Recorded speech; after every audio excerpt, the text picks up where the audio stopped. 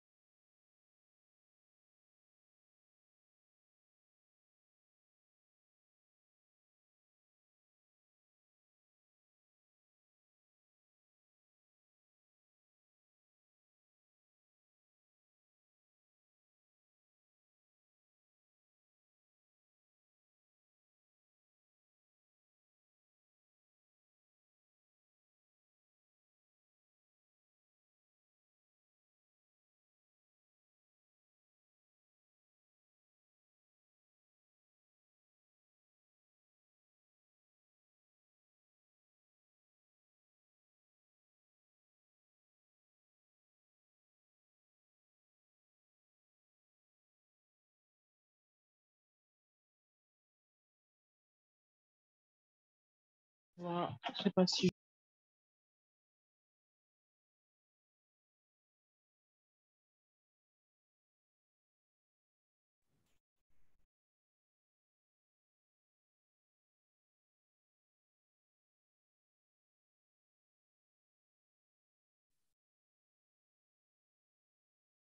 Bonjour. Bonjour.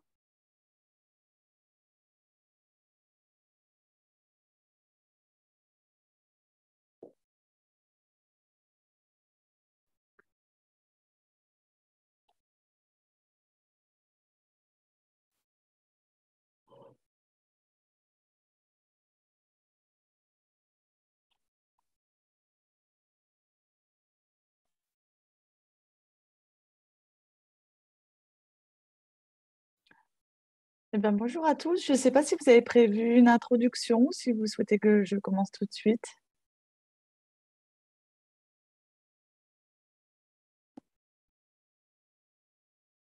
Bientôt arrivé. D'accord, parfait. Alors, on attend encore quelques élèves aussi, hein, normalement. D'accord. Vous êtes Merci. combien à peu près? Dans cette session, je crois qu'ils sont 25-30, quelque chose comme ça. D'accord. Les webinaires ne sont pas obligatoires, mais fortement conseillés, donc habituellement, il y a un peu plus de monde. D'accord.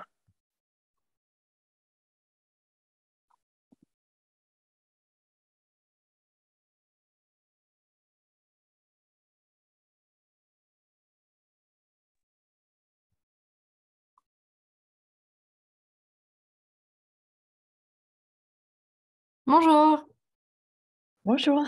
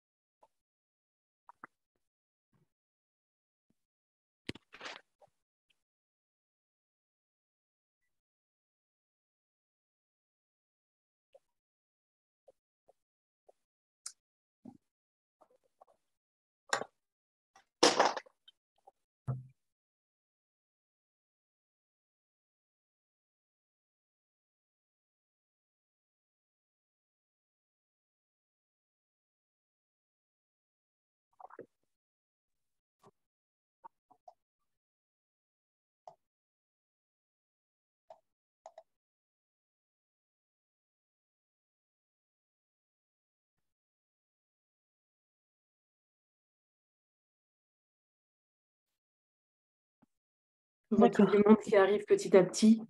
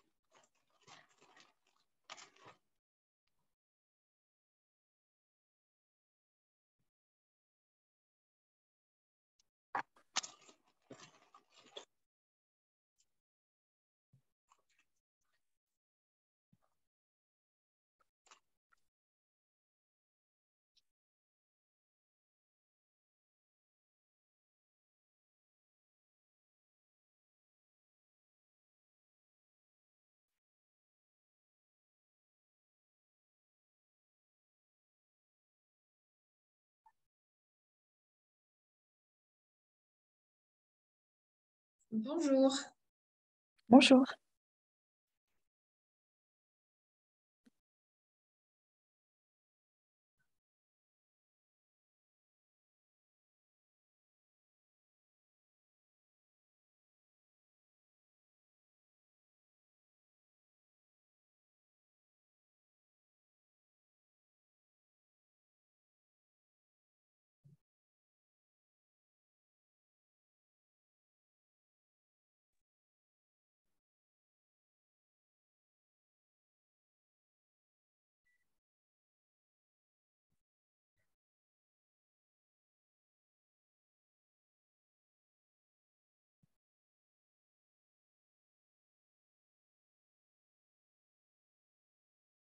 Le monde, si ça vous convient, pour pas trop retarder Oui, l'intervention.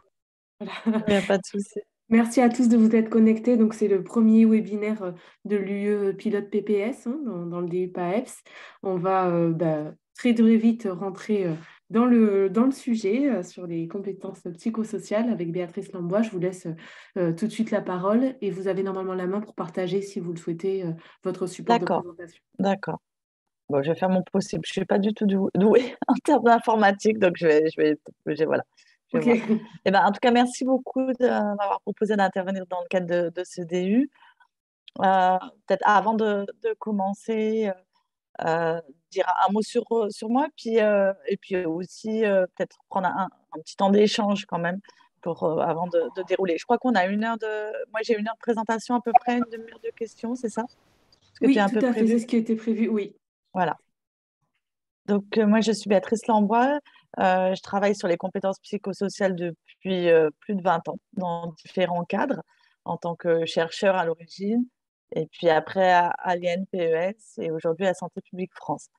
Donc, aujourd'hui, je suis conseiller scientifique à la direction de la prévention à Santé publique France et je pilote avec Nadine Fréry le nouveau projet CPS dont je vais vous parler aujourd'hui du côté de Santé publique France, donc en appui avec la stratégie nationale CPS qui est pilotée par la Direction générale de la santé et le ministère de l'Éducation nationale. Voilà quelques mots, peut-être. Bon, on va pas faire un tour de table parce que je sais que dans le cadre des DU et des webinaires, c'est très très lassant, mais juste pour faire un tout petit peu connaissance, savoir s'il y en a déjà voilà, qui connaissent les CPS et puis qui ont pris connaissance de la stratégie nationale interministérielle qui a été lancée l'année dernière dans le cadre d'une instruction. Donc, est-ce qu'il y a des personnes qui peuvent un peu témoigner ou si c'est totalement nouveau? Auquel cas, je m'ajusterai aussi.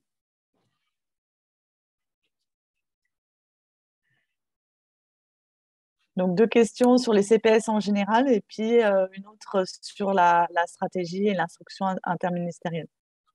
Est-ce que c'est quelque chose que vous avez déjà regardé?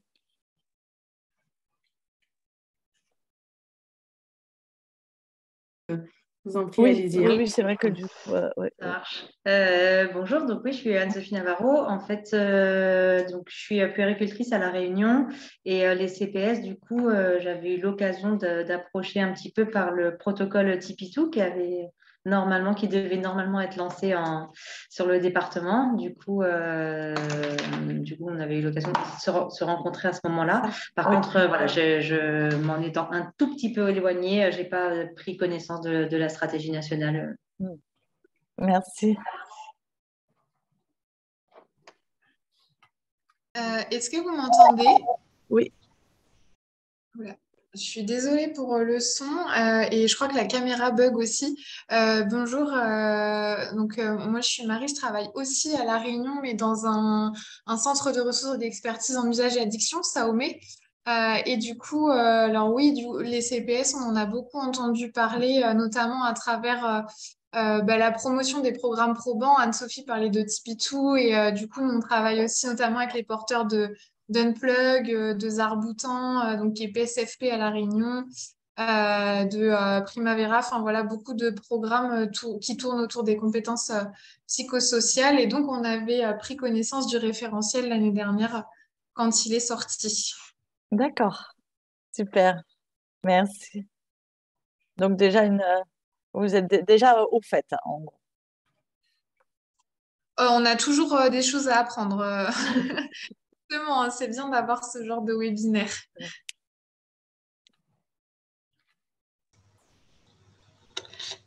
Bonjour, vous m'entendez? Oui, bonjour. Bonjour, je suis Caroline Cornu, je suis coordinatrice d'une UTEP, donc Unité transversale et territoriale en éducation thérapeutique du patient.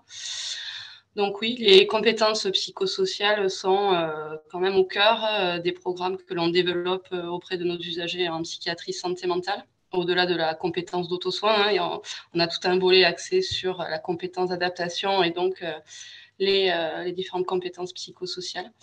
Voilà. En revanche, je n'ai pas connaissance de cette nouvelle stratégie interministérielle autour des CPS.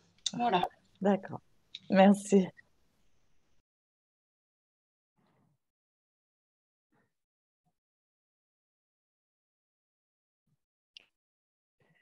Est-ce qu'il y a d'autres personnes qui veulent s'exprimer? Ou est-ce qu'il y en a qui connaissent pas du tout la thématique, auquel cas on part de zéro? Et voilà, c'est important pour moi aussi de le savoir. Bonjour. Bonjour. Delphine Titch, moi je suis juriste en droit des étrangers et du coup je connais pas du tout la thématique des compétences psychosociales. Très bien, merci. Voilà, comme ça va permettre de me caler un peu. Voilà, c'est assez hétérogène, mais on va repartir un peu de la base. Et puis ceux qui connaissent plus, n'hésitez pas aussi à poser des questions.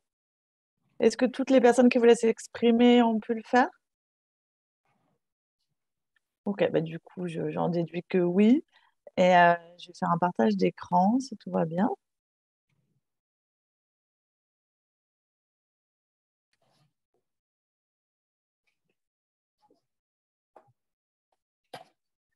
Est-ce que c'est bon pour vous?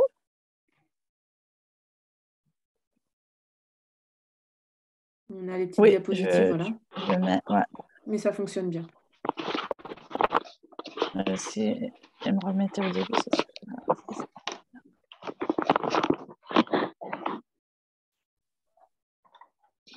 Du coup, je vous propose aujourd'hui vraiment deux temps d'intervention. Le premier qui est beaucoup plus santé publique, puisque les deux sont santé publique, mais je dirais le premier vraiment sur tout ce qui va être politique actuelle autour des compétences psychosociales. Donc, c'est des éléments très nouveaux qui sont importants de bien connaître, parce qu'il y a pas mal de choses qui se sont passées cette dernière année. Donc, ça va être important d'être au fait de la politique actuelle. Il y a eu une grosse évolution, puis cette stratégie interministérielle qui a été lancée l'année dernière. Donc, vraiment avoir une bonne maîtrise de ce qui se passe pour ceux qui vont intervenir dans ce champ-là. Et la deuxième partie de mon intervention sera beaucoup plus dans les contenus. Donc, on va rentrer dans le premier document qui a été évoqué là par une étudiante on va rentrer dans le référentiel qu'a produit Santé publique France l'année dernière. Et ça va nous permettre d'aller vers les éléments essentiels autour des CPS, que sont la définition, la classification, les effets et les différentes interventions. Donc, ce qu'on retrouve en détail dans ce premier référentiel, ce document de cadrage théorique et scientifique. Et puis, ce sera l'occasion d'échanger dessus et de voir un peu comment vous appréhendez les choses. Voilà, moi je vous propose donc ces deux temps et de prendre les questions peut-être à la fin de chaque intervention, si ça vous convient. Comme ça nous fait une petite pause et ça permet d'échanger. Après, s'il y a quelque chose qui vous interpelle, pendant la présentation, n'hésitez pas à prendre la parole à l'oral si besoin. Donc, cette stratégie, après, avant de... Voilà, déjà de quoi on parle quand on parle de compétences psychosociales, pour ceux justement qui ne connaissent pas du tout. On a une première définition qui est, et on y reviendra tout à l'heure, mais là c'est vraiment pour dire l'objet de l'intervention, hein. On a une première définition qui est formulée par dans les années 90. Une définition qui peut être tout d'abord globale. On va parler d'une aptitude psychosociale générale. Donc, ce n'est pas très, très connu, mais le référentiel le pointe et je pense qu'il y a vraiment un intérêt à mettre en avant cette définition globale. Vous allez voir pourquoi, parce que c'est présenté comme la capacité d'une personne à maintenir un état de bien-être subjectif qui, en effet, après lui permettent d'adopter un comportement approprié, positif, à l'occasion d'interactions avec sa culture, son environnement et les autres. Mais ce qu'il y a à retenir, c'est que si, pour ceux qui connaissent, hein, et j'imagine que dans ce cadre-là, vous avez déjà dû l'évoquer, la définition de la santé globale et la définition de la santé mentale positive euh, est très proche de ça, à un détail près.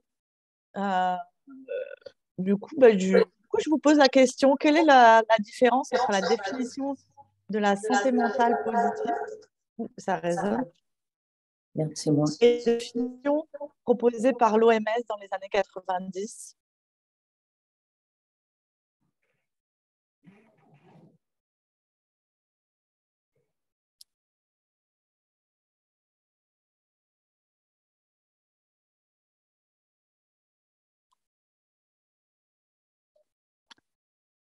Est-ce qu'il y a des idées? Alors, est-ce que déjà vous avez en tête la définition globale de la santé, puis la définition de la santé mentale positive? Peut-être que je me suis aventurée un peu. J'ai fait des hypothèses, mais peut-être que vous ne l'avez pas en tête.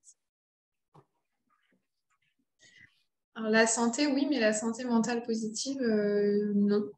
Voilà, ouais, c'est peut-être ça. C'est vrai que la santé mentale est moins traitée. Et du coup, si vous repartez de la santé globale, je pense que vous arrivez au même résultat. Quelle est la différence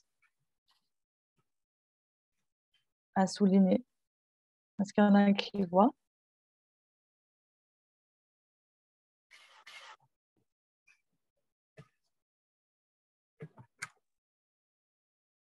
Non, ça ne vous saute pas aux yeux. Du coup, quand on parle de santé, on parle d'état. Donc, la santé mentale positive, c'est un état de bien-être subjectif, de bien-être psychique, un état. Et là, vous voyez que l'aptitude psychosociale, c'est la capacité à maintenir cet état. Donc, c'est jamais présenté comme ça. Moi, j'ai mis quelques années avant de réaliser ça. Et ça a beaucoup de sens après. Vous allez voir, en effet, ce que ça implique. C'est-à-dire que, du coup, cette fonction globale d'aptitude à maintenir cet état de bien-être psychique et après de santé globale, bah, va avoir énormément de conséquences positives. C'est pour ça que ça nous intéresse aujourd'hui. Il y a eu plusieurs classifications. Nous, on y reviendra. On garde la définition de l'OMS des années 2000. Donc, cette aptitude psychosociale peut se subdiviser en 3 grands univers en lien avec les dimensions psychologiques, que sont le cognitif, l'émotionnel et le social. Donc, on va parler de compétences cognitives pour tout ce qui va être en lien avec l'estime de soi, la capacité d'auto-évaluation, la capacité à résoudre des problèmes, à avoir un esprit critique. Les compétences émotionnelles, donc tout ce qui va être gestion des émotions, du stress. Et les compétences sociales, tout ce qui va être autour de la communication positive, la capacité à s'affirmer. Santé publique France, dans son référentiel de 2022, propose une définition.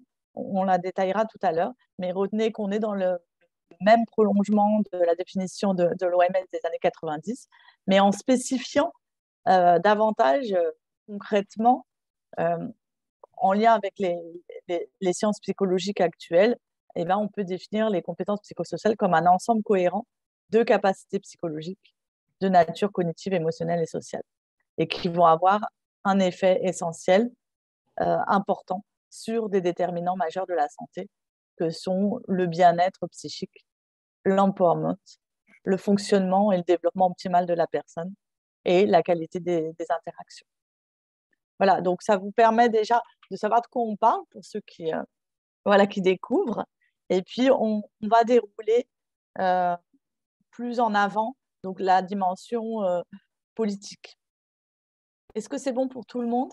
Est-ce que c'est assez évocateur pour ceux qui ne connaissaient pas?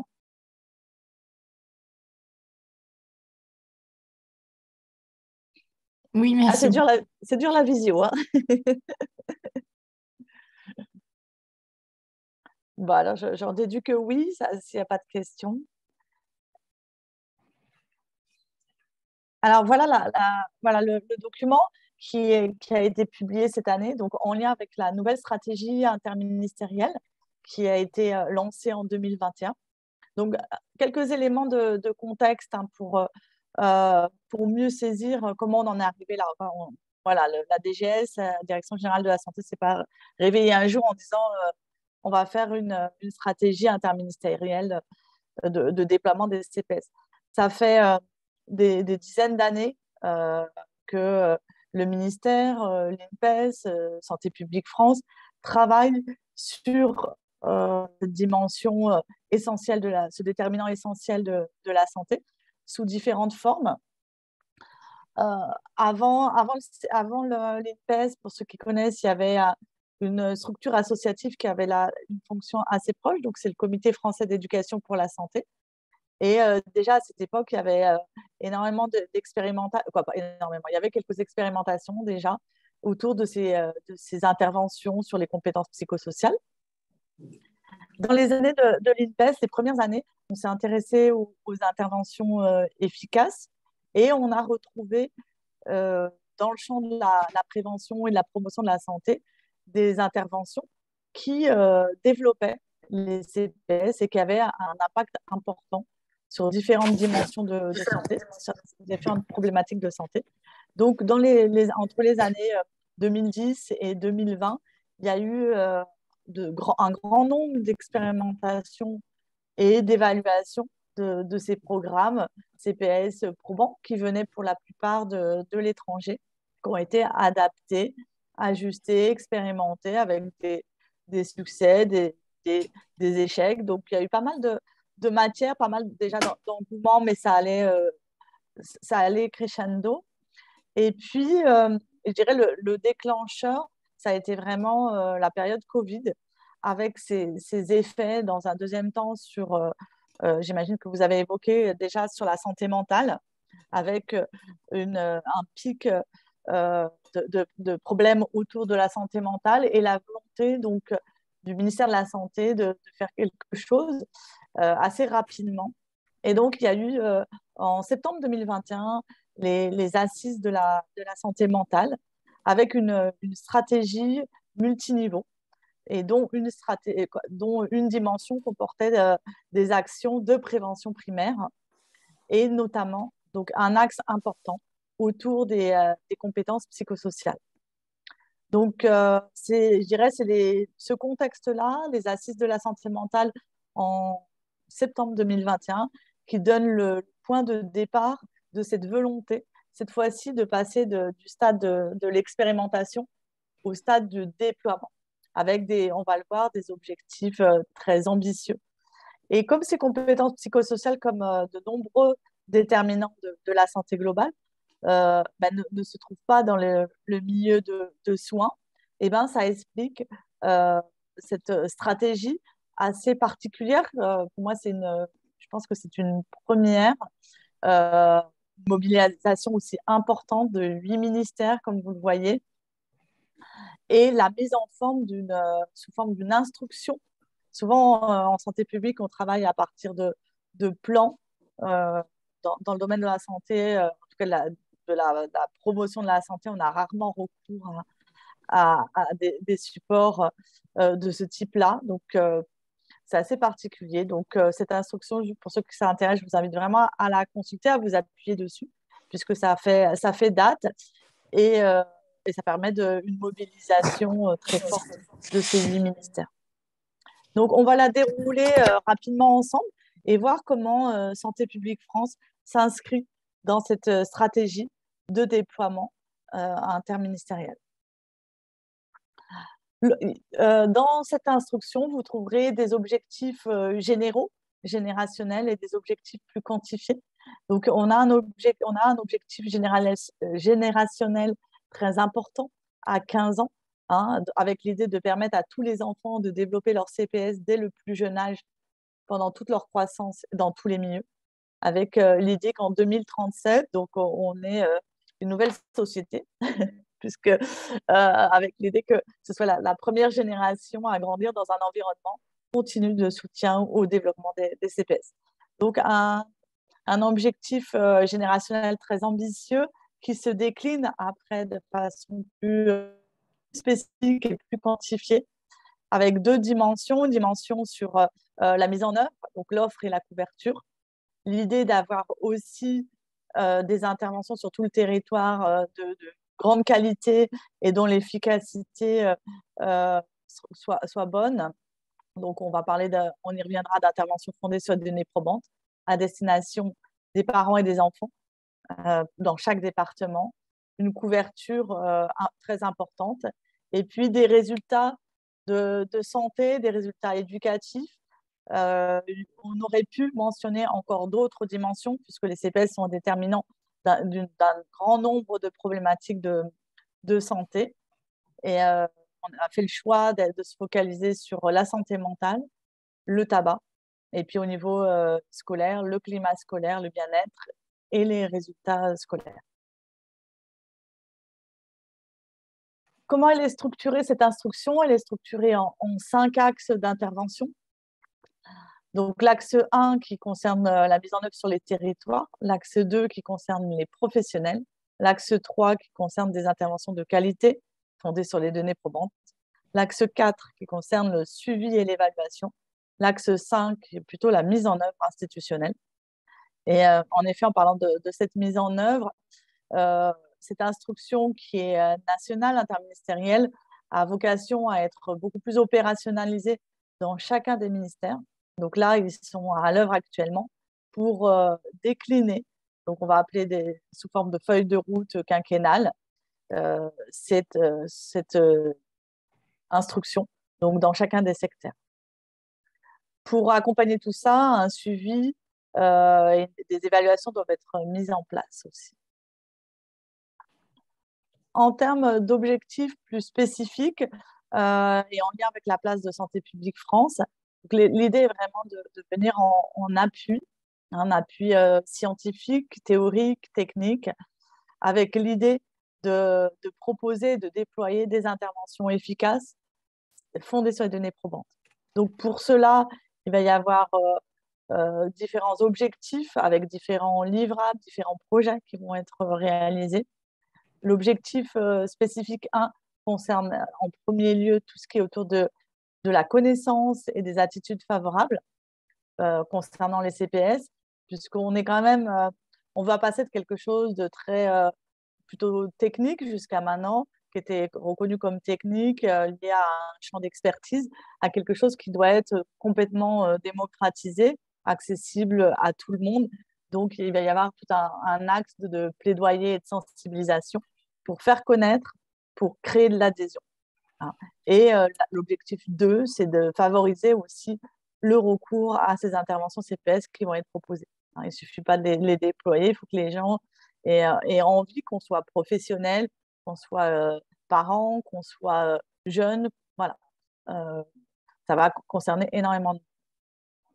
L'objectif 3, ça va être un élément central aussi, en plus de ce travail de plaidoyer, ça va être l'idée de vraiment accompagner la mise en œuvre d'interventions CPS de grande qualité, donc fondées sur les données probantes. L'axe 4, on va pouvoir réaliser à Santé publique France des supports en ligne. Donc, notamment, on a identifié un besoin qui nous est remonté, c'est-à-dire que les programmes actuellement sont essentiellement des programmes tournés vers l'enfant, ce qui est l'objectif dans une logique de prévention et de promotion de la santé. Mais dans les éléments essentiels pour mettre en place ces programmes, c'est vraiment la nécessité que les adultes qui réalisent ces interventions, les adultes qui entourent les enfants, puissent eux-mêmes travailler ces compétences psychosociales. Donc, l'idée va être de développer un programme en ligne, on va le voir, pour les adultes et puis décliner après pour les jeunes. Voilà les principaux objectifs d'appui pour Santé publique France. Alors, si on rentre un peu plus dans le détail sans se noyer complètement, je vais vous mettre en avant les éléments déterminants qui sont à retenir. Concernant la mise en œuvre sur les territoires, je dirais la particularité qui est pointée dans l'instruction, c'est vraiment la mise en place COTER, donc de comités territoriaux, qui vont être mis en place soit au niveau départemental et puis possiblement au niveau régional, en mobilisant trois grandes institutions, hein, la santé par les ARS, l'éducation nationale et les conseils départementaux au niveau départemental. Donc, c'est quelque chose d'assez nouveau, ces trois piliers, avec l'idée de s'appuyer sur soit des structures existantes, des instances existantes en les actualisant, en les réajustant, soit en créant des instances nouvelles. Donc, vraiment avec donc, cette coordination territoriale. Pour faciliter cette coordination territoriale et puis créer, comme on l'a dit, une stratégie de plaidoyer, de sensibilisation, Santé publique France va donc réaliser à partir de 2024.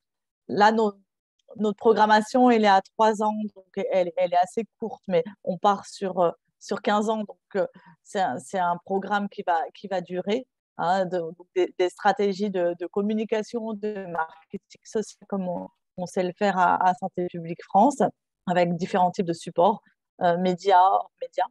Et puis, pour l'année 2023, donc à partir de 2024, on va travailler avec une agence de communication, comme pour les autres thématiques de santé. Et puis, en attendant, on va faire des partenariats avec des structures associatives qui sont déjà mobilisées. Et donc, notamment, on prévoit possiblement une tournée événementielle à l'automne 2023. Pour l'axe 2, qui est un gros axe d'appui SPF, avec l'idée vraiment d'accompagner, d'outiller les professionnels pour mettre en place ces interventions CPS. Du côté de Santé publique France, on a déjà réalisé donc, un premier référentiel, un premier rapport de synthèse que je vais vous présenter tout à l'heure en 2022. Et puis, on est actuellement en train de faire une déclinaison plus pratique, plus opérationnelle prévue pour la fin de l'année 2023.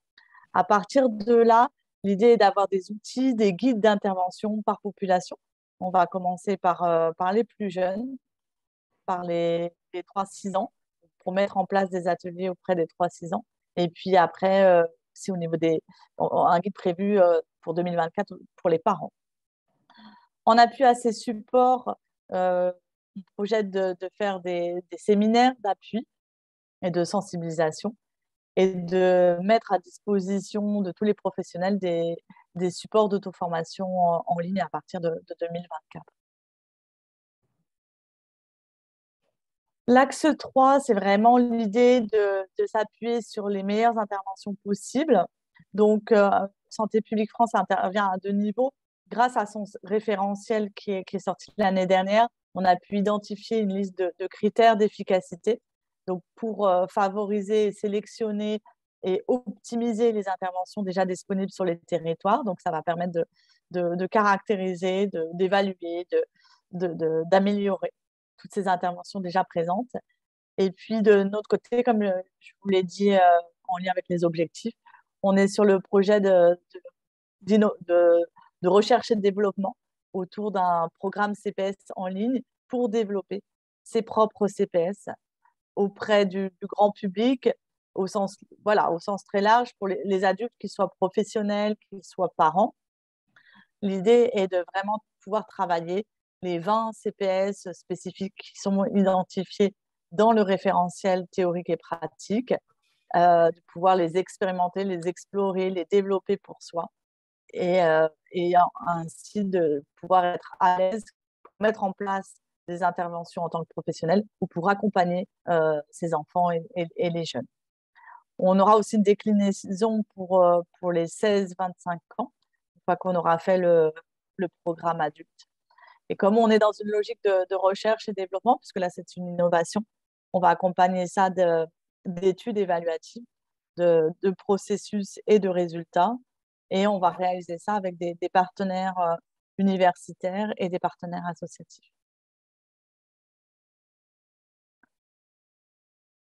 L'axe 4, c'est essentiellement autour du suivi de l'évaluation. un groupe de travail national a été mis en place et piloté par la Direction générale de la santé. Pour l'instant, on est encore en réflexion. La stratégie évaluative n'a pas été complètement calée. On sait qu'on va devoir s'appuyer sur les grandes enquêtes nationales, mais pas que, puisqu'il va falloir descendre au niveau de la mise en œuvre au niveau local. Donc, la réflexion et la stratégie évaluative se construit.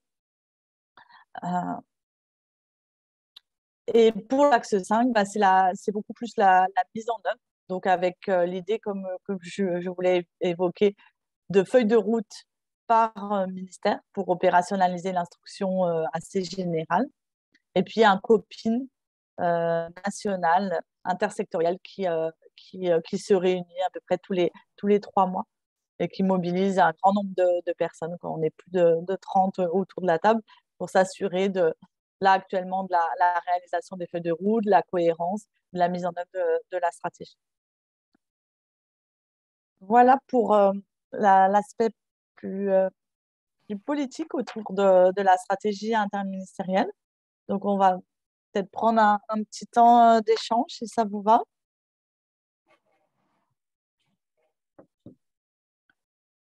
De réaction, est-ce que, voilà, par rapport à ce que vous avez déjà eu dans vos enseignements, est-ce que ça prend corps ça, parce que du coup, j'ai fait allusion à peut-être pas mal de choses que vous avez déjà évoquées ailleurs. Donc, j'aimerais bien un peu vous entendre.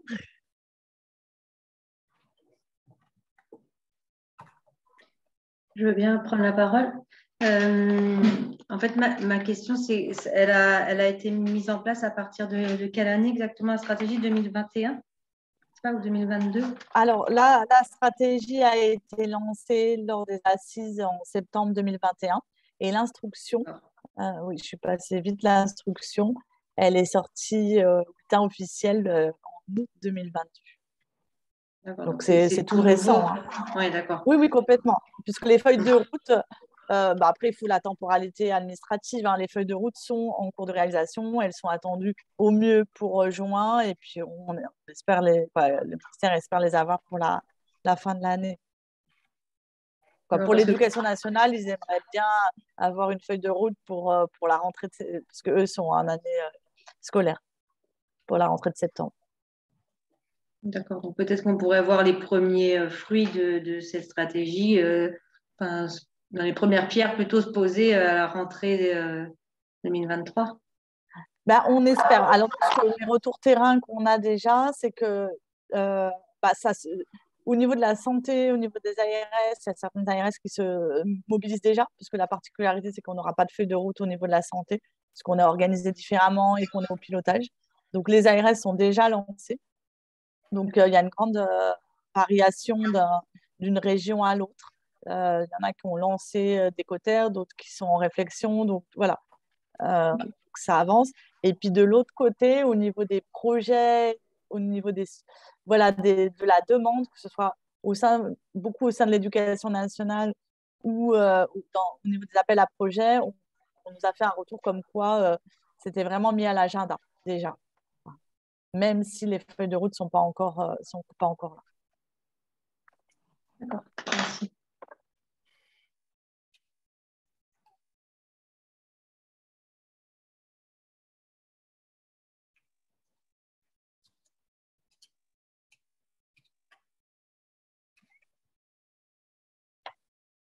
D'autres remarques, d'autres questions? Moi, j'avais une question. Alors, je vais peut-être remettre ma caméra. J'avais une question par rapport à l'intégration des CPS dans les programmes, par exemple, des futurs enseignants ou des travailleurs sociaux, etc. Je sais que c'était en discussion, mais est-ce que c'est quelque chose qui viendra ou est-ce que c'est quelque chose qui est déjà en place par rapport à ça? C'est exactement ça. Hein. C'est vraiment l'idée que l'instruction puisse donner lieu à des stratégies dans chaque ministère, donc que ce soit porté par les professionnels de chacun des ministères à terme. Qui dit porter, dit qu'ils puissent mettre en œuvre, qui dit, voilà, dit qu'ils puissent être formés. Donc, on arrive très vite et en ce moment, donc, il y a plusieurs groupes de travail qui ont été mis en place. Là, il y a un groupe de travail sur la formation qui va se mettre en place, justement pour aller plus vite et accompagner. C'est pas simple et c'est pour ça que j'attendais vos réactions aussi, parce qu'au-delà des compétences psychosociales, c'est vraiment tout le champ de l'éducation pour la santé, comment il s'inscrit dans toutes les politiques, hein. Et là, quand on en a beaucoup parlé, pour ceux qui connaissent un peu le champ, ça fait des décennies où on parle de la santé globale dans toutes les politiques. Et là, on a fait beaucoup de plaidoyer et concrètement, là, on y est. Et on voit bien que c'est compliqué, puisque chacun des secteurs a d'autres préoccupations que la santé, puisque pour l'instant, la santé est vécue comme extérieure. Voilà.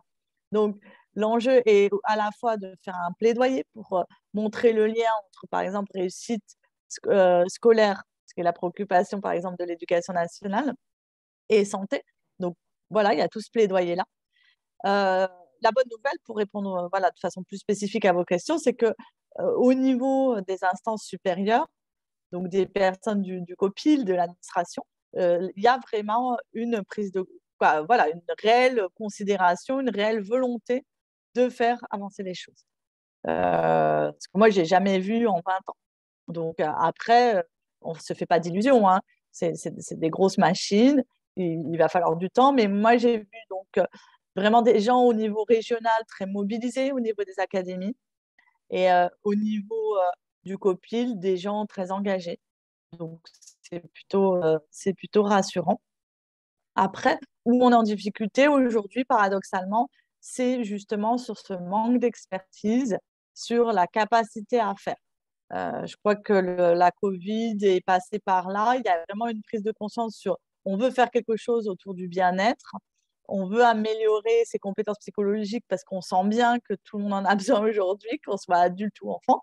Mais, mais on n'a pas été formé, on ne sait pas faire, quoi. Jusqu'à maintenant, on renvoyait chez le psy, en gros. Je fais court, mais donc maintenant, c'est notre histoire à nous. Comment on va faire? Donc là, c'est vrai que vous allez vite le voir quand on va rentrer dedans. C'est un peu une petite révolution qui s'annonce, dans le sens où vraiment, c'est de la santé globale dans la vraie vie au quotidien. Oui, alors moi j'ai une petite question sur comment vous allez évaluer justement la prise en compte de ces CPS par rapport aux autres actions, en fait, parce que oui, complètement. assez compliqué, même sur des actions ciblées sur le terrain, toujours de se dire ok, mais comment on les évalue? Ouais. Alors, en effet, il y a beaucoup de questions autour de l'évaluation. Nous, on a beaucoup de questions déjà autour du déploiement. Parce que je vous ai dit, on part de l'expérimentation et on est allé au déploiement très rapidement, hein. Je vous avoue qu'on ne s'y attendait pas. Donc du coup, on n'est même pas en ordre de marche, entre guillemets, sur le déploiement. Donc, on s'y est mis là, depuis 1 an et demi. Et la question évaluative, elle est aussi sensible. C'est-à-dire que comme pas mal de plans de santé publique, il y a plusieurs façons d'y répondre, il y a plusieurs types d'évaluation. Donc, du coup, si on fait un petit focus sur le côté évaluatif, jusqu'à maintenant, on était plutôt dans des modèles expérimentaux pour préoccuper par la démonstration de l'efficacité. C'est vraiment les travaux de ces dernières années où il fallait démontrer que ces interventions, que ces programmes étaient probants, qui venaient de l'étranger, mais qui pouvaient être adaptés, implantés, faisables et efficaces. Donc là, ça fait 15 ans de travaux dessus. On a plutôt des bons résultats, même si ce n'est pas aussi linéaire que ça. Et maintenant, la question, c'est à grande échelle, on ne va pas démultiplier les études expérimentales. Donc, les études expérimentales, si on fait un peu de méthode rapidement, parce que c'est aussi mon cœur de métier, elles sont normalement réservées à tout ce qui relève de l'innovation et de l'expérimentation. Et quand on est dans une logique de déploiement de plans de santé publique comme ça, on va aller plutôt se préoccuper de 2 dimensions qui ont été pointées. D'une part, la mesure de la mise en œuvre, c'est-à-dire tout ce qui va relever de la couverture. Et donc, ça va être plutôt normalement à la charge des terrains, donc au niveau ARS et région, d'avoir des indicateurs de suivi de couverture. et dans la mesure du possible, de les coupler avec des indicateurs de résultats. Mais ça, on sait que ça va être très compliqué parce que ça implique d'avoir des professionnels de santé publique et en ce moment, ils sont particulièrement mobilisés. Donc, est-ce qu'on va pouvoir le faire? Ça, on ne sait pas encore.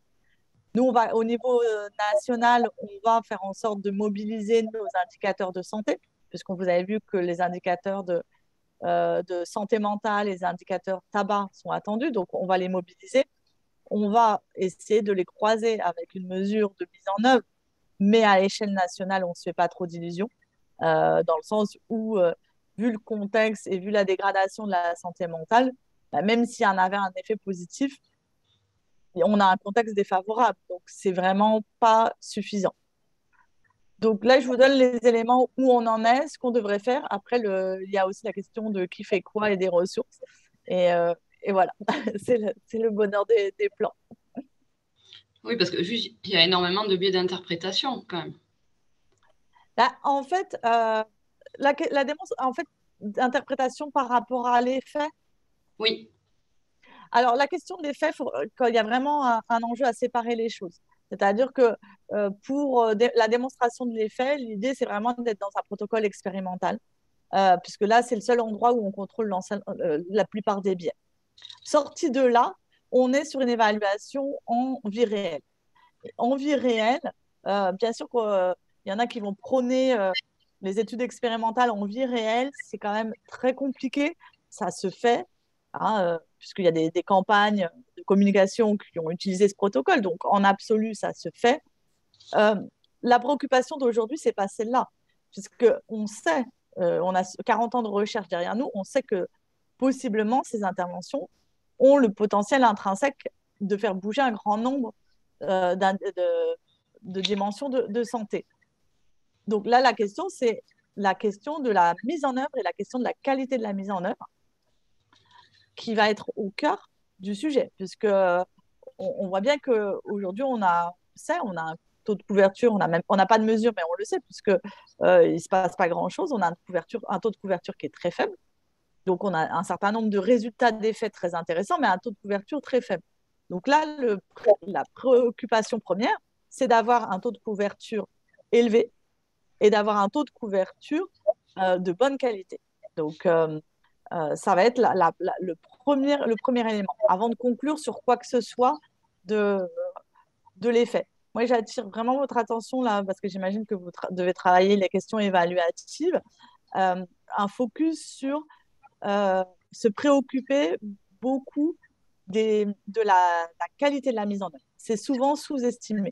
La qualité de la mise en œuvre et la qualité de la mesure de la mise en œuvre. Parce que si on s'intéresse qu'aux effets, en fait, et sans se préoccuper de ce qu'on a mis en œuvre, eh ben, on ne sait pas ce qu'on évalue. Voilà, bon, c'était un petit détour sur l'évaluation. Merci. Du coup, je vois l'heure tourner. S'il n'y a pas d'autres questions, on va peut-être pouvoir continuer. Alors, je vais prendre mon autre support.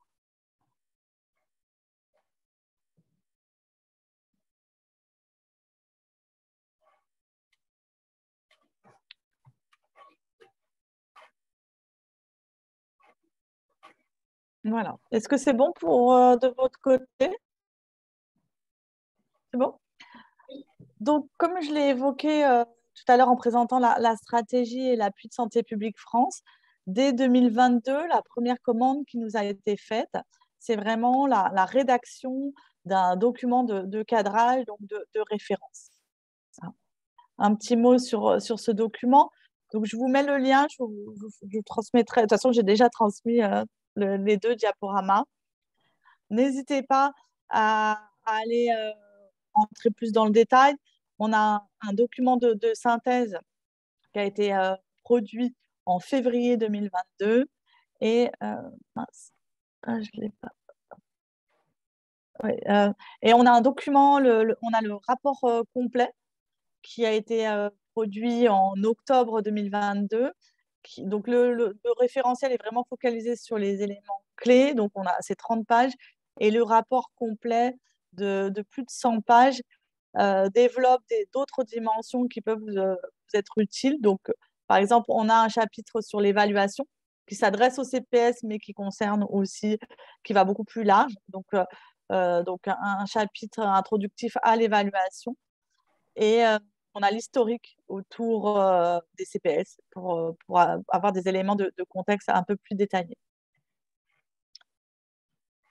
Donc le contexte, comme ça a été évoqué, c'est vraiment, il s'inscrit dans cette stratégie interministérielle comme premier livrable de Santé publique France.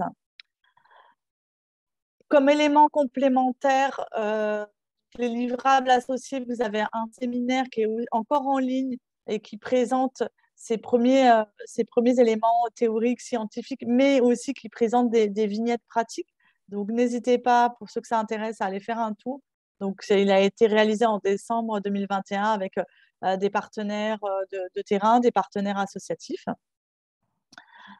L'objectif de ce référentiel, c'est vraiment de développer une culture commune.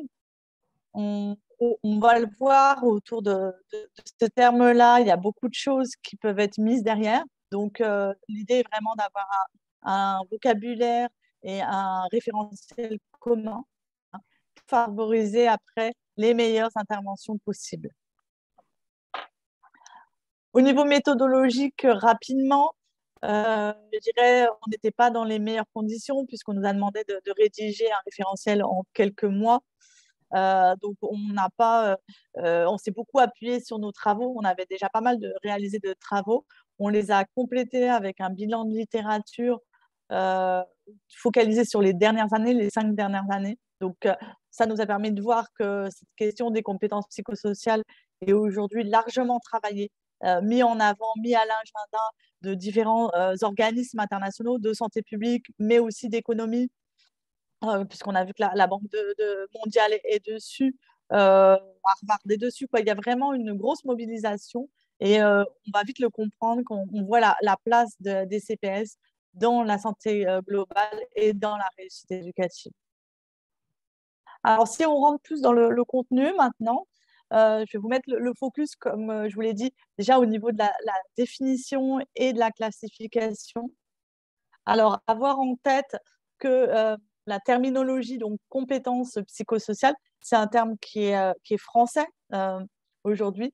Il était, comme je vous l'ai mentionné, en anglais dans sa définition de 90, mais au niveau anglais, aujourd'hui, au niveau international, ce n'est pas le terme qui est retenu. Au niveau international, aujourd'hui, on va plutôt parler de social emotional learning. Donc, vous aurez ça si vous faites une revue de littérature, en fait. Donc, après, on va parler de CEL, donc Social Emotional Learning, et de CEL programme pour des programmes de développement des compétences sociales et émotionnelles. Donc, vous voyez qu'on a gardé de façon privilégiée le terme de compétences psychosociales, puisque dans social et émotionnel, la dimension cognitive avait disparu et ça ne nous plaisait pas très bien. Le terme utilisé dans les années 80-90 de life skills, qui est très général, utile pour la vie, est peu et moins utilisé aujourd'hui. Et les économistes qui ont identifié ce déterminant majeur, donc de la réussite scolaire, de la réussite professionnelle, de l'insertion, donc qui s'y intéressent depuis ces dernières années, ont tendance petit à petit à aller beaucoup plus sur des dimensions comportementales, donc la dimension sociale, comportementale. Donc, on parle aussi beaucoup de soft skills dans le monde du travail, dans le monde scolaire. Donc, voilà, c'est tous des termes qui gravitent autour, où on parle peut-être du même objet, mais on est autour du même objet, mais là, il y a vraiment un enjeu de terminologie. Donc, c'est ce travail un peu déjà sémantique, un peu technique qui a été fait. Et ce n'est pas un hasard, parce que en choisissant les mots, eh ben, on oriente en définitive les compétences qui vont être travaillées. Et ce n'est pas du tout anodin. Si par exemple on oublie la dimension émotionnelle, on se retrouve qu'avec la dimension sociale et comportementale. Donc vous voyez bien que ça change complètement les choses. Nous, on a fait le choix donc de regarder cette littérature, de s'appuyer sur les différentes classifications et de repartir de la classification qui a été posée donc, par l'OMS dès les années 90. Pour ceux qui connaissent, on est parti de ce ces 10 CPS organisés en 5 binômes. Alors, c'était une définition qui a été produite par des praticiens, par des cliniciens. Donc, elle manquait d'ancrage théorique et scientifique. C'est pour ça que dans les années 2000, ils ont proposé cette fameuse définition beaucoup plus fondée, beaucoup plus en lien, en définitive, avec la définition de la santé globale et de la santé mentale, avec une classification en 3 grands types, en lien avec donc, la psychologie, les sciences psychologiques, puisque les sphères émotionnelles, cognitives et sociales sont des sphères psychologiques distinctes qui sont étudiées en psychologie et qui vont permettre de mobiliser tout le corpus associé. Alors, on est aussi passé de 5 binômes qui laissaient sous-entendre qu'il y avait 10 CPS définitives à, en fin de compte, des dizaines et des dizaines de CPS, puisque ça renvoie à des compétences psychologiques qui sont très nombreuses, en fin de compte. Donc, c'est ce qui a été mis en avant par l'OMS des années 2000.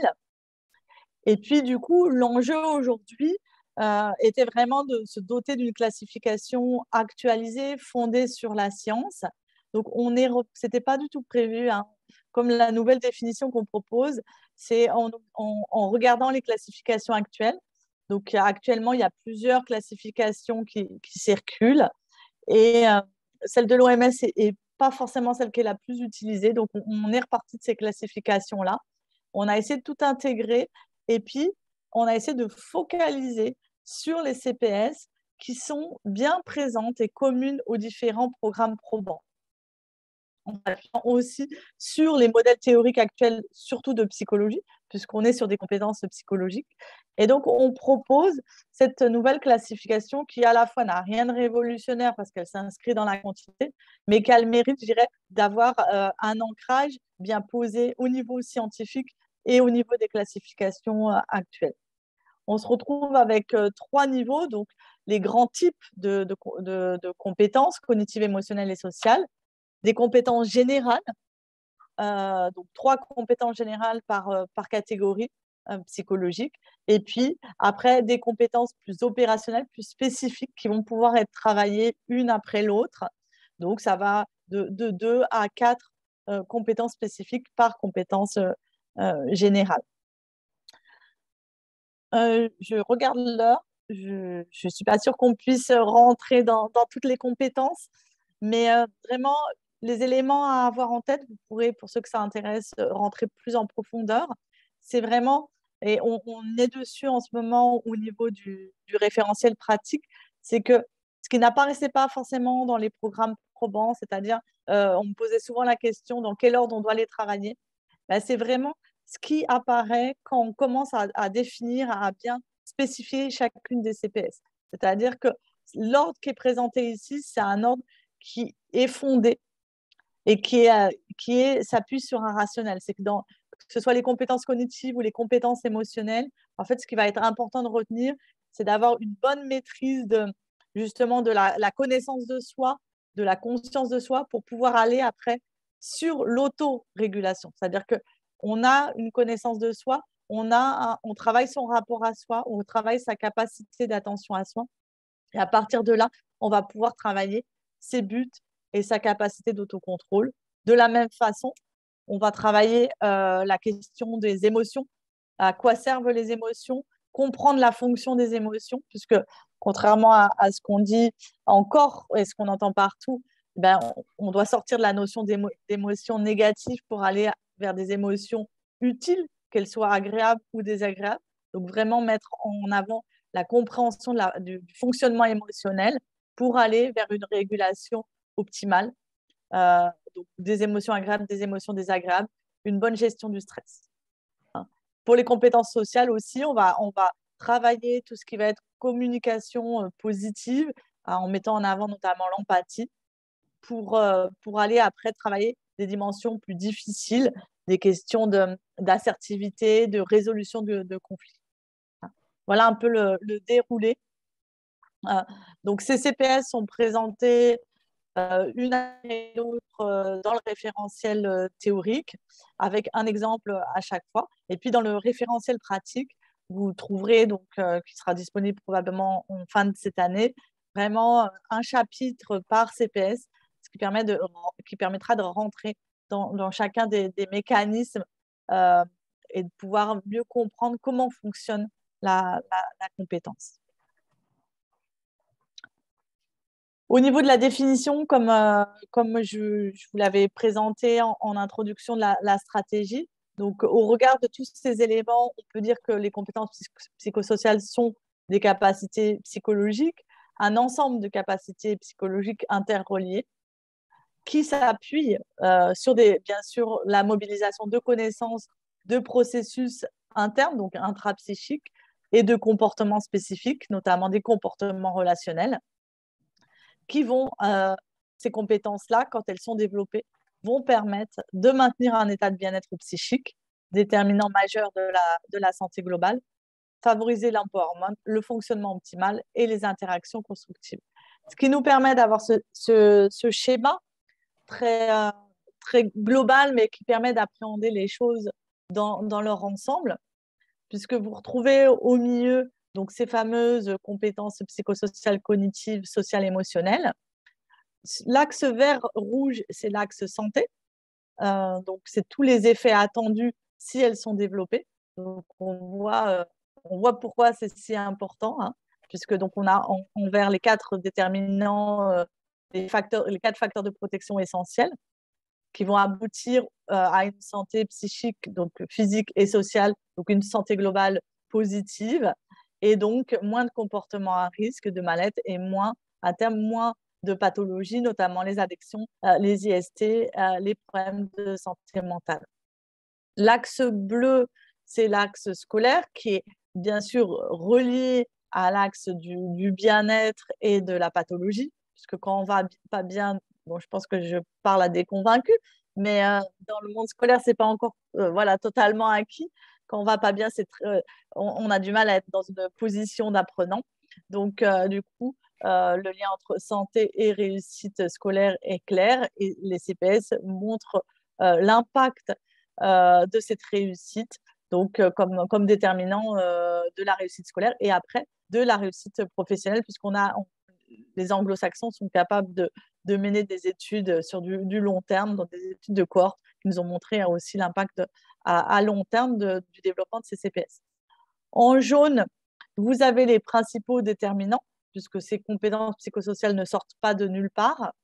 Et là, ce qui va être intéressant de voir, c'est que toutes les dimensions sont mobilisées, puisque on a d'une part la dimension biologique, avec le développement des fonctions exécutives, qui sont en lien avec le développement neuropsychologique.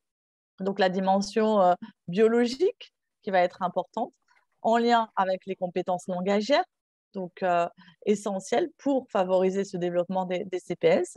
Et puis, c'est essentiellement dans le cadre d'interaction avec les autres, donc avec les proches, les parents, les éducateurs, et puis après les pairs, que ces CPS vont se développer.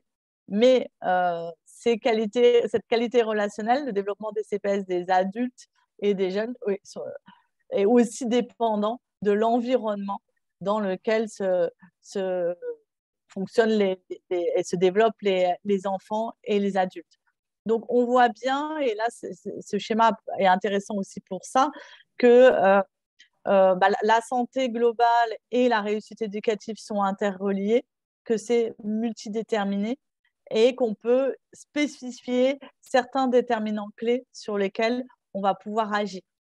Et que la question, les grands débats jusqu'à maintenant qui tiraillaient d'un côté le biologique, de l'autre côté le psychologique, de l'autre côté le social, etc., on voit bien qu'au regard des faits et de ces données-là, c'est quelque chose qui a dépassé, en fait, hein, puisque tout est interrelié. Voilà un petit tour autour des CPS. Alors, est-ce qu'on prend un petit temps d'échange avant d'aller directement, d'aller plus spécifiquement sur les interventions CPS? Du coup, je pense que j'intègre, si ça vous va, la partie questions dans les parties interventions. Comme ça paraît plus, c'est un peu plus fluide.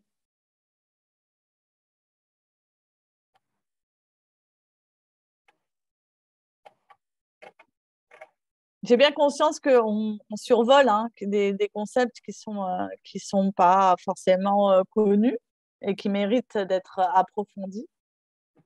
Donc, c'est vraiment une mise en bouche.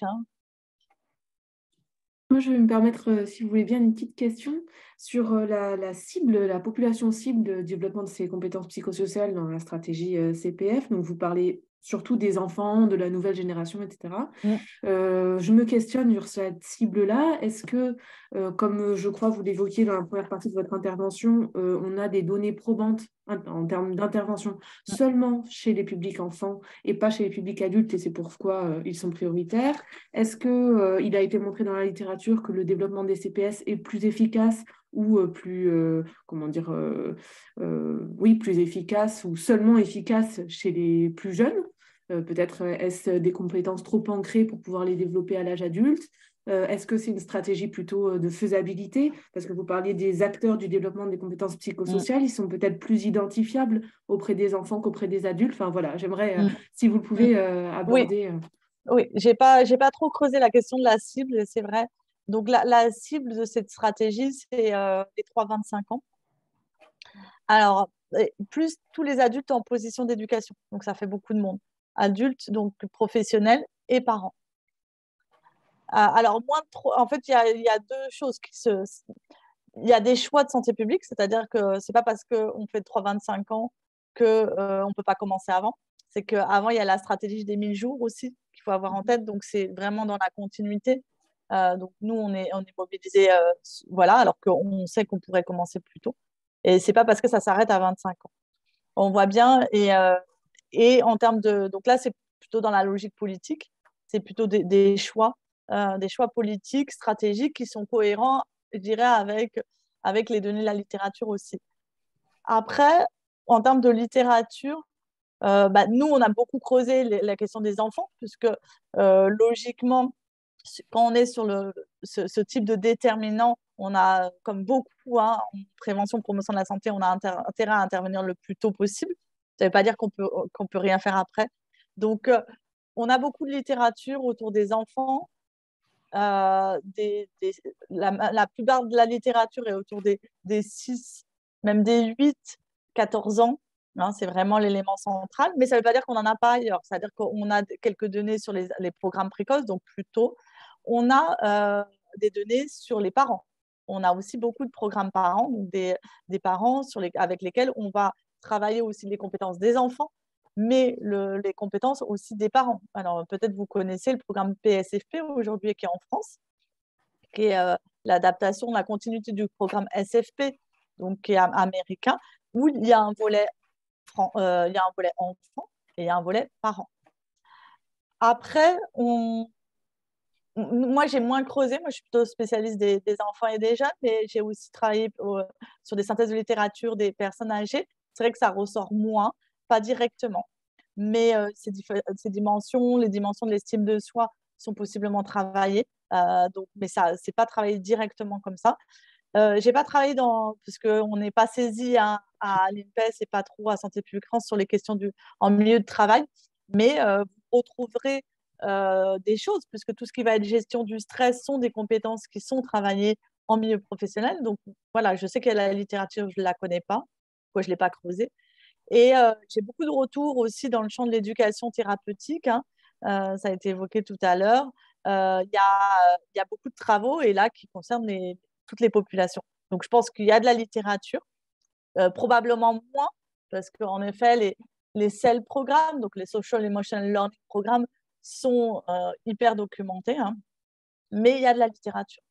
Ce qui n'est pas étonnant, parce qu'en fin de compte, quand on voit la liste de ces CPS et qu'on les définit comme des compétences psychologiques, on se rend bien compte que ces dimensions-là, d'une façon ou d'une autre, vont être mobilisées à un moment ou à un autre. Pas forcément le problème, c'est pas forcément avec cette dénomination. Donc, c'est là où il va falloir être vigilant.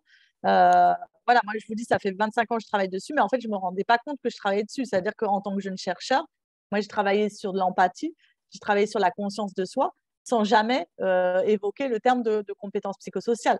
Donc, tout le champ de la psychologie et des interventions en psychologie, en fin de compte, vont aborder ces CPS d'une façon ou d'une autre. C'est là où, justement, on est en train de voir ça, c'est-à-dire de plus limiter les CPS à quelques programmes qu'on appliquerait, on vient sur les interventions, mais à vraiment travailler l'objet. Quel est l'objet qu'on cherche à développer et comment mobiliser le plus d'acteurs et le plus de scientifiques sur cet objet-là qui, en fin de compte, est travaillé à plein d'endroits, en fait. Je ne sais pas si ça répond à votre question.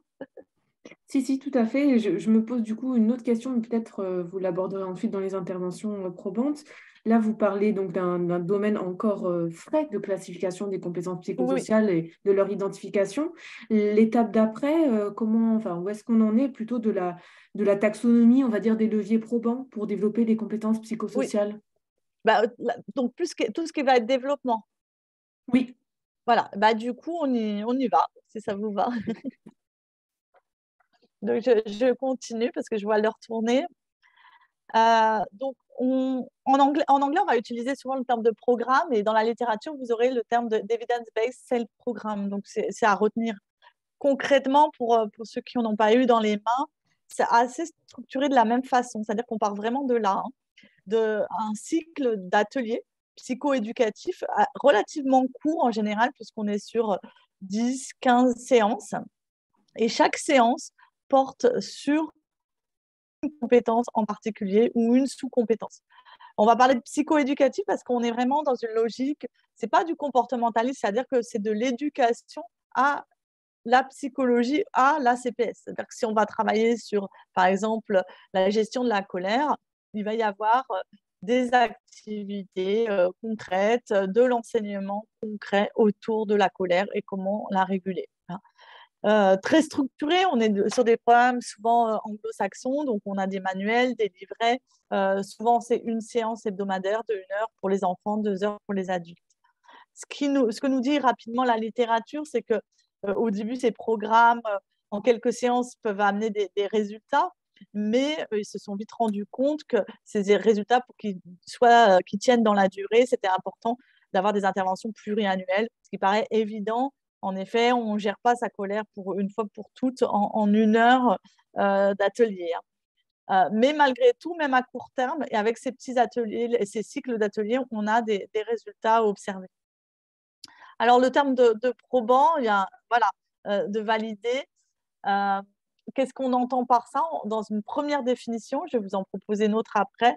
Le terme de probant, en premier lieu, renvoie aux interventions qui ont été validées, c'est-à-dire que l'efficacité a été démontrée par une évaluation scientifique de qualité. Le gold standard étant l'essai contrôlé randomisé qui permet de contrôler le maximum de biais, ça a été évoqué tout à l'heure. Et la recommandation, c'est que ces résultats soient répliqués dans un autre contexte. Donc, 2 résultats avec des effets significatifs importants sur les déterminants de santé. On l'oublie, mais c'est aussi important, à côté de cette évaluation de qualité, d'avoir des manuels et une intervention très précise qui soit réplicable. C'est ces 2 conditions-là qui permettent à une intervention, un programme de se définir comme probant. Comme on l'a dit, des effets importants ont été observés par ces programmes CPS probants, que ce soit pour les enfants et les parents. Donc, on l'a vu avec notre premier schéma. De façon plus spécifique, on va toucher la santé mentale, possiblement en diminuant les troubles anxio-dépressifs, les problèmes de comportement, la santé mentale positive. Tout ce qui va être conduite à risque va avoir aussi possiblement des effets importants.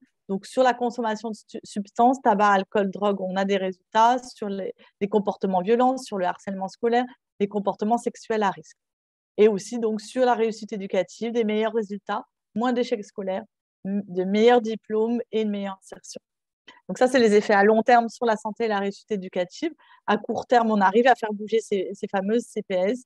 On fait bouger l'estime de soi et on améliore les relations à soi aux parents, à l'autre, aux pères, aux enseignants, et du coup, ça fait bouger le climat scolaire. Alors, un petit détour important et essentiel, surtout dans le cadre de notre stratégie de déploiement, un petit focus sur la notion de programme probant, puisque ça va être important d'avoir en tête que ce terme-là peut renvoyer a une double définition qui est source de confusion. Donc, la première définition, c'est celle que je viens de vous donner, qui est aujourd'hui la plus diffusée, mais qui n'est pas la seule. C'est d'utiliser le terme d'evidence-based programme dans le sens littéral, où le terme d'évidence est en lien avec la notion de preuve. Donc, ça va renvoyer à des programmes dont l'efficacité a été démontrée. Donc, c'est ce que je viens de vous évoquer. Mais ce qui va être important d'avoir en tête, c'est que cette notion de probante vient en fait de l'evidence-based medicine. Donc, ce paradigme qui s'est développé dans les années 90 et qui, lui, renvoie en fin de compte à quelque chose de très différent. On va pas creuser, mais je vais vous donner quelques éléments à avoir vraiment en tête. C'est-à-dire qu'à la base, l'evidence-based medicine, on l'a oublié puisqu'on parle toujours d'essais contrôlés randomisés, mais ce n'était pas ça. C'était vraiment l'idée de partir de la pratique et donc de la pratique clinique et d'utiliser les meilleures données disponibles et des meilleures données scientifiques, les meilleures données standardisées pour améliorer la pratique clinique. Donc, c'était vraiment une pratique améliorée par la science. Hein. Aujourd'hui, c'est utilisé dans plein de champs. Donc, dans nos domaines, on va parler d'evidence-based health promotion. Mais du coup, c'est important d'avoir ça en tête. C'est-à-dire qu'à la base, c'est un paradigme qui vise l'intégration. Donc, l'intégration de l'expertise du professionnel. Donc, au début, c'était un clinicien, mais nous, en santé publique, donc ça va être l'expertise du professionnel de santé publique, l'expertise du chef de projet, l'expertise du praticien, de l'enseignant qui met en place les CPS, en s'appuyant sur le vécu des personnes. Ça, on oublie souvent d'en parler, c'est-à-dire qu'on va s'articuler, on va s'appuyer sur les savoirs expérientiels, sur les besoins, sur les ressentis, sur le vécu de notre public. Et bien sûr, on va mobiliser les différentes données scientifiques utiles. Donc, en promotion de la santé, ces données sont vastes. Hein, elles viennent de différents champs. Elles viennent des données d'observation comme des données d'intervention. Donc, il va y avoir vraiment une sélection à avoir. Hein. On a des supports méthodologiques qui peuvent nous aider à travailler selon ce paradigme-là. Mais on voit que du coup, ce paradigme est beaucoup plus large, beaucoup plus complexe et beaucoup plus riche que ce qu'on veut en faire dire des fois de temps en temps en le réduisant aux interventions validées. Donc, les interventions validées vont avoir un rôle clé, mais comme élément, comme données scientifiques qu'il va falloir intégrer à sa pratique intégrative. Mais je dirais, à la base, ce paradigme est un paradigme de pratique. Donc, je vous invite, moi j'ai pas mal écrit dessus, donc je vous invite, vous avez les références et les sources pour ceux qui veulent creuser. Donc concrètement, ça veut dire quoi? Ça a beaucoup de répercussions sur notre façon de travailler, puisqu'on va pouvoir être beaucoup plus vaste dans nos types d'interventions. C'est-à-dire qu'on ne va pas se priver quand on est en mesure de mettre en place des programmes validés, standardisés, qu'on a évoqués comme PSFP, comme Unplug. Ce sont des programmes donc, internationaux qui ont été validés, revalidés en France et qui sont en phase de semi-déploiement. Donc, quand cela est possible, quand notre contexte nous permet, quand le public et les professionnels sont partants, eh ben, on s'appuie sur ces programmes et puis on réalise nos 14 séances et en général, les résultats sont au rendez-vous. Hein. Par contre, il y a des contextes qui ne sont pas favorables. On a des professionnels qui ne souhaitent pas travailler selon ces pratiques-là, notamment en milieu scolaire. On a quand même beaucoup de retours de professionnels et même de l'administration qui maintiennent la volonté de travailler selon une liberté pédagogique, donc qui se heurte à ces programmes très, très structurés. Donc, l'enjeu est vraiment de leur proposer du coup ce type 2 de travail sur les interventions fondées sur des données probantes, où on va, contrairement au type 1 où on est dans un transfert de programme, dans le type 2, on est dans un transfert de connaissances, de savoir et de savoir-faire. Et du coup, les référentiels de Santé publique France s'inscrivent aussi dans cette logique de soutien, c'est-à-dire qu'il va falloir mobiliser les meilleurs savoirs et savoir-faire, les meilleures connaissances scientifiques. Donc, c'est compliqué. Donc, c'est pour ça que nos organismes sont là pour mettre à disposition les meilleures connaissances scientifiques et pouvoir, après, pour que l'acteur de terrain, pour que l'enseignant, le professionnel de terrain puisse intégrer ces savoirs dans ses pratiques professionnelles. Il a déjà énormément de compétences, il connaît déjà plein de leviers d'action. Et donc, l'enjeu, c'est qu'il y ait une intégration optimale qui puisse se faire. Et puis, il connaît aussi son public et son contexte. Donc, il va être en capacité de construire, en s'appuyant sur les données scientifiques, de construire une intervention fondée sur les données probantes. Voilà, donc vous avez vraiment ces deux types d'interventions qui sont possibles. Donc, bon, moi, j'ai pas, en absolu, je n'ai pas de préférence. Je parle beaucoup de l'intervention type 2 parce que c'est juste parce qu'elle est moins connue et ça ouvre vraiment, ça ne ferme pas les possibles. C'est-à-dire que jusqu'à maintenant, dans le champ de l'éducation pour la santé, de la promotion de la santé, vous avez dû déjà le voir, j'imagine, dans vos cours. C'est-à-dire qu'on oscille entre les savoirs, ce qu'on dit les savoirs scientifiques et les savoirs expérientiels. Et jusqu'à maintenant, les tensions étaient importantes. Et le paradigme de l'EBM, dans ses origines, nous propose vraiment une troisième voie intégrative et du coup, et une diversité de pratiques.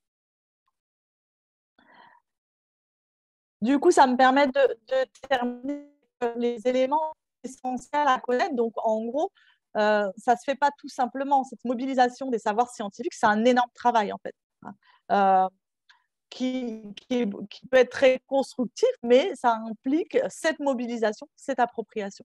Et donc, la première chose qu'on nous a demandé, la DGS nous a demandé, c'était vraiment de pouvoir identifier les critères d'efficacité au regard de la littérature, les programmes qui ont fait leurs preuves, quelles sont leurs caractéristiques. Et donc, ça a été ce premier travail de synthèse qu'on va après décliner de façon plus opérationnelle.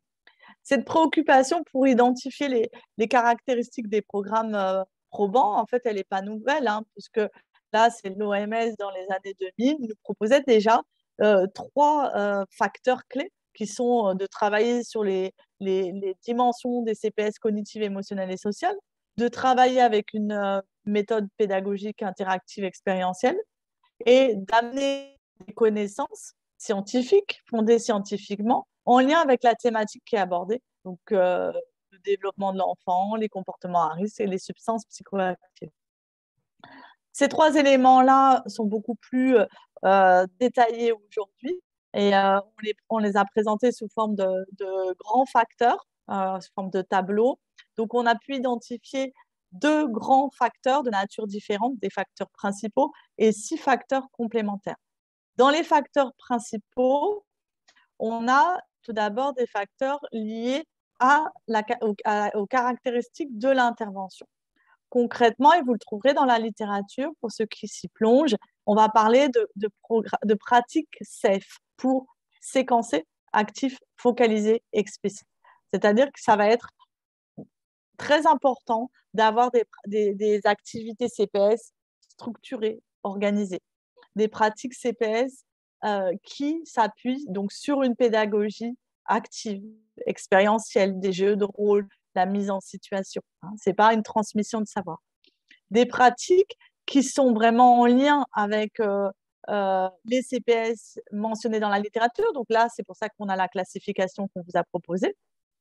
Et puis, des CPS qui sont explicitement travaillés. C'est-à-dire que, oui, les CPS, ces compétences psychologiques sont mobilisées en permanence dans le quotidien de l'enfant, puisqu'on communique, on a des émotions, on fait des choix. Donc, on pourrait dire qu'on le travaille tout le temps. Mais non, si on veut vraiment, pas uniquement les mobiliser, mais vraiment les travailler, au même titre qu'on travaille le français et qu'on parle le français, à un moment on le travaille, donc il faut qu'il y ait vraiment des séances dédiées à ce travail explicite. Donc ça, c'est pour l'aspect SEF. L'autre dimension qui est apparue ces dernières années, même au niveau international, et ça ne vous étonnera pas, c'est qu'il ne suffit pas d'avoir une bonne intervention, encore faut-il qu'elle soit bien implantée. Ça, on l'oublie souvent. Donc, l'élément essentiel, c'est la qualité intrinsèque et la qualité de l'implantation. Donc, ça a été identifié aujourd'hui, puisque même au niveau international, après des beaux résultats d'impact, la question du déploiement et de l'implantation se pose. Pour cela, il y a différents facteurs intermédiaires qui ont été identifiés. La qualité de la formation, qui doit permettre, donc c'est très ambitieux, la maîtrise des CPS, et la maîtrise de l'intervention. C'est deux choses différentes. Donc, maîtriser les 20 CPS, par exemple, pour soi, voilà, et maîtriser toutes les activités du programme à mettre en place. Ce sont des compétences qui sont à travailler sur du long terme. Ce sont des activités qui nécessitent une réflexivité sur sa pratique. Donc, tout ce qui va être accompagnement va être nécessaire. Donc, de la supervision, des entretiens individuels durant toute la durée de l'intervention. Idem, les accompagnateurs, les formateurs doivent tous être formés, comme les intervenants, à la maîtrise de ces CPS. Et puis, ce qui ressort aussi, comme dans tout projet, mais là encore particulièrement sur ce domaine-là, c'est d'avoir une équipe, un peu une équipe de plaidoyer pour porter le projet et mobiliser l'ensemble des parties prenantes. Donc ça, c'est les facteurs principaux. Puis rapidement, avant de terminer, les facteurs complémentaires qui déclinent pour certains et qui spécifient d'autres aspects principaux. Donc, 4 facteurs qui ciblent directement l'intervention intrinsèque. Donc, concrètement, il va falloir que le contenu de l'intervention soit en lien avec la littérature. Donc, travailler les compétences cognitives, émotionnelles, sociales dans leur globalité, s'appuyer sur les modèles théoriques qui permettent de connaître ces CPS et proposer des activités qui sont dans les programmes probants ou qui sont dans des programmes prometteurs. Les ateliers sont intensifs, ils s'inscrivent dans la durée. Donc, on a quelques repères clés, au minimum de 10 heures par an, des ateliers d'1 heure, des sessions de renforcement, du pluriannuel, des interventions qui commencent tôt. L'importance des supports. Jusqu'à maintenant, on manquait de supports en France. Donc, vraiment des supports pour l'intervention, pour l'animation, pour le bénéficiaire et pour l'implantation. Et puis, bien sûr, on en a parlé, cette fameuse pédagogie positive et expérientielle qui n'est pas très connue en France. Donc, positive, c'est-à-dire que du coup, on va mobiliser tout ce qui va être en lien avec la psychologie positive, donc l'empowerment, le renforcement, le soutien.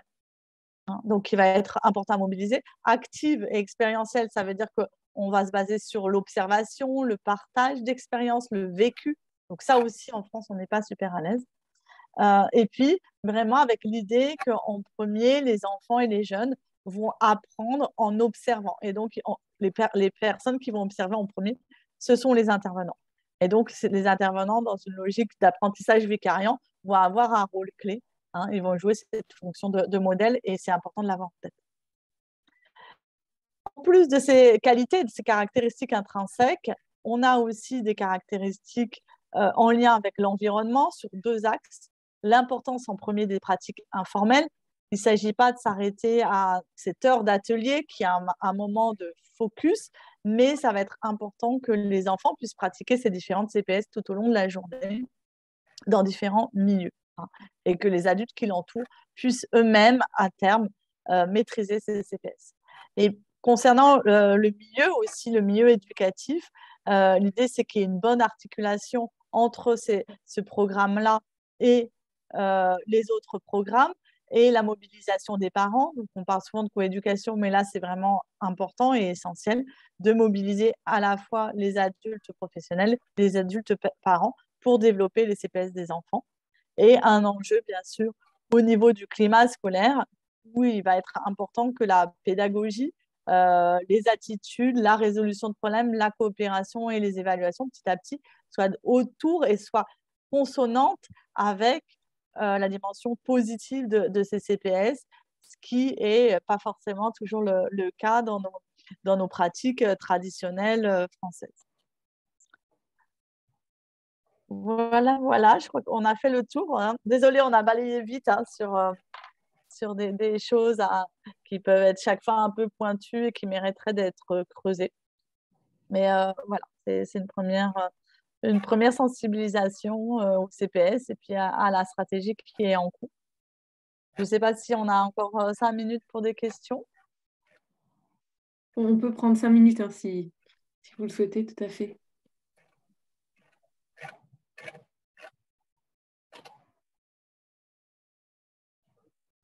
Oui, non, pas de questions. Juste, j'ai envoyé un lien là, qui permet d'accéder à un guide justement pour développer les CPS en éducation pour la santé.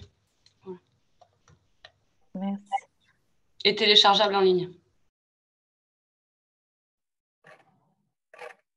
Oui, donc du coup, dans le domaine de l'éducation du patient, c'est ça?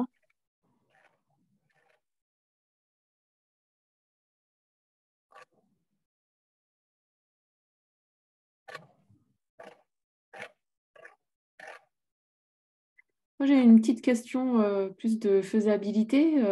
Dans le déploiement de ces CPS, on voit que c'est quelque chose d'assez continu, hein, c'est ce que vous dites, Oui, enfin de récurrent en tout cas, et oui. d'infuser au cours de la vie. L'accent est beaucoup mis donc chez les enfants dans le milieu scolaire, puisque c'est là où c'est plus facile de les toucher. J'imagine que c'est une question courante, mais quelle place va être donnée demain au développement de ces compétences psychosociales dans l'éducation, dans la scolarité? Est-ce que ça veut dire que c'est directement intégré au programme scolaire?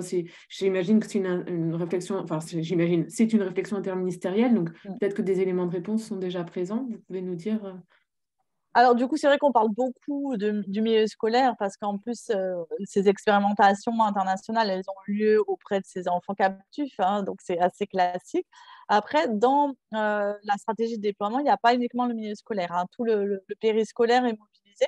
La justice est mobilisée avec l'axe aussi des enfants vulnérables, donc autour de la PJJ, de la ZE.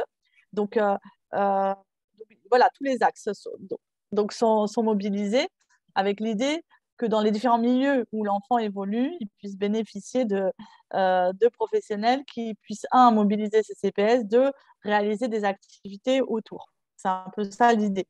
Après, au niveau de l'éducation nationale, le format de mise en œuvre va être précisé dans l'instruction. Pour l'instant, on n'est pas sur un grand soir, hein, puisqu'on n'est pas sur, je dirais, un nouveau programme. Il n'y a rien de tonitruant dans le sens où pas une nouvelle matière. Déjà, en plus, il faut le savoir, et vous avez dû l'évoquer, que le parcours éducatif de santé les mentionne déjà. Donc, en fait, le programme est déjà là, il n'est juste pas mis en œuvre.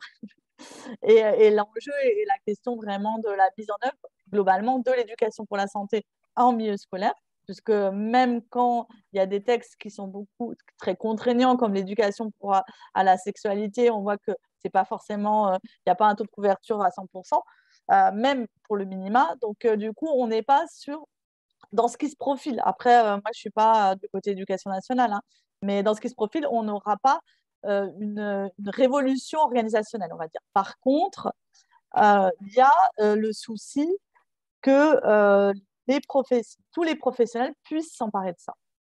Voilà. C'est moins tant structurel que, je dirais, processuel dans le sens des compétences à mobiliser partout, parce qu'on on en ressent le besoin, qu'on soit dans l'administration pour certains, qu'on soit intervenant, voilà, qu'on soit chef d'établissement. L'idée est vraiment que ça puisse se déployer à tous les échelons, et donc c'est au niveau de la feuille de route que les choses vont se décider, hein. merci. Bonjour, Bonjour. vous m'entendez? Oui. J'ai une petite question par rapport à SAFE. Est-ce que vous direz que les méthodes s'approchent de celles de l'éducation populaire pour les ateliers? Alors, qu'est-ce qui vous y fait penser? Par rapport à la participation des personnes pour le développement des compétences Alors, psycho-émotionnelles? en effet, vous allez retrouver plein d'éléments, hein, puisque là, vous allez retrouver aussi la pédagogie positive, donc plein d'éléments. Ce qui va être vigilant et ce qui va être le challenge, et aussi dur, c'est de ne pas sélectionner nos critères d'efficacité, mais de les atteindre tous. Et notamment, ce qui est le plus dur quand on vient du milieu plus de la pédagogie innovante ou du milieu de l'éducation populaire, c'est d'être aussi capable de mettre en œuvre des activités safe, des pratiques safe. Donc, les premiers critères. Ces premiers critères de pratiques safe, c'est ceux qu'on trouve en premier dans la littérature. Donc, nous, on essaye justement d'avoir un regard large, c'est-à-dire que cette pratique safe, au début, c'était que ça. C'était des programmes, on faisait une liste, un ensemble d'activités avec les jeunes, et le contexte était peu étudié. Ces dernières années, même au niveau international, ils ont mis ils ont étudié énormément les conditions d'implantation et on se rend compte que ça rejoint en effet des choses qu'on connaît par ailleurs. Vous voyez? Donc, voilà, votre question, elle va dans ce sens-là. Mais l'enjeu va être de tenir des deux côtés. C'est-à-dire que oui, on va mobiliser tous nos savoir-faire habituels, mais oui, il va falloir aussi être capable de bien avoir la maîtrise de ces activités qui sont quand même assez spécifiques. Et comme vous dites, moi, ça fait des années que je travaille dessus, mais ce n'est pas pour ça que j'ai la prétention de maîtriser toutes ces CPS et toutes les activités qui tournent autour. Donc, l'enjeu va être vraiment de se familiariser avec ces CPS de façon très spécifique et les activités qui vont avec, en fonction des tranches d'âge. Donc, c'est pour ça que, je dirais, nos travaux de ces prochaines années, là, ça va être vraiment, donc là, on a commencé par les éléments théoriques, on va aller sur les éléments plus conceptuels, mais très opérationnels, on va aller sur des exemples d'activités, puis après, on va aller sur des manuels pratiques, justement, pour faciliter cette mise en œuvre. Ok, merci.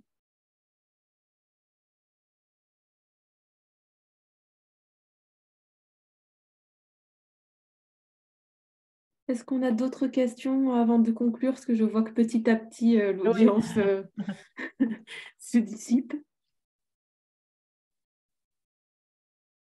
Non? Écoutez, merci beaucoup, Béatrice Lambois, pour votre intervention. C'était très intéressant. Je pense que les étudiants du DU sont très satisfaits aussi. Je vais partager vos supports dans la foulée sur votre plateforme, bien sûr. Vous en avez donné l'autorisation. Et puis bon, voilà, j'espère qu'on pourra retravailler un petit peu cette question à l'avenir si l'envie vous en prend. Oui, n'hésitez pas à revenir vers nous. Hein. Et puis, merci encore. Et à très bientôt, j'espère. À très bientôt. Merci. Bonne journée à tous. Bonne journée. À bientôt. Bonne fin de journée. Au revoir. Au revoir.